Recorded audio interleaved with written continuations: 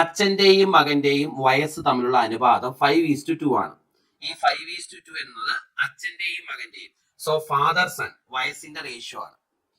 10 വർഷത്തിന് ശേഷം 10 വർഷം കഴിയുമ്പം അച്ഛന്റെ വയസ്സ് മകന്റെ വയസ്സിന്റെ ഇരട്ടിയാകും. അപ്പൊ 10 വർഷം കഴിയുമ്പോൾ വയസ്സുകളുടെ റേഷ്യോ 2:1 ആകും അച്ഛന്റെയും മകന്റെയും. ഈ റേഷ്യോകൾ തമ്മിൽ 10 വർഷത്തെ ഗ്യാപ്പ് ഉണ്ടെന്നാണ് അവർ പറഞ്ഞിരിക്കുന്നത്. കണ്ടോ? അപ്പൊ അച്ഛന്റെയും മകന്റെയും വയസ്സിന്റെ റേഷ്യോ എത്രയാ മക്കളെ? 5:2 ആണ്. 10 വർഷം കഴിയുമ്പം അച്ഛനും മകന്റെ ഇരട്ടി വയസ്സാകും എന്ന് പറഞ്ഞാൽ വയസ്സുകളുടെ റേഷ്യോ 2:1 ആയി മാറും എന്നർത്ഥം. അപ്പൊ എഴുതി രണ്ട് റേഷ്യോകളും ഇത് തമ്മിൽ ഡിഫറൻസ് 10 ഇവിടെ എഴുതി വെച്ചു. ഇനി ഒരു റേഷ്യോയുടെ വില കണ്ടുപിടിക്കണം. ആണോ? ഒരു റേഷ്യോയുടെ വില കാണാൻ എത്ര വർഷത്തെ വ്യത്യാസം ഉണ്ടെന്ന് നോക്കുക. 10 വർഷത്തെ വ്യത്യാസമുണ്ട് ഈ റേഷ്യോകൾ തമ്മിൽ.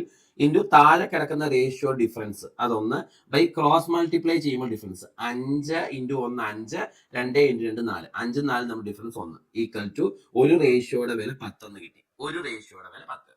ഈ ഒരു റേഷ്യോയുടെ വില എപ്പോഴും ആദ്യം കിടക്കുന്ന റേഷ്യോയിലേക്ക് സബ്സ്റ്റിറ്റ്യൂട്ട് ചെയ്യണം. 10 × 5 50, 10 × 2 20.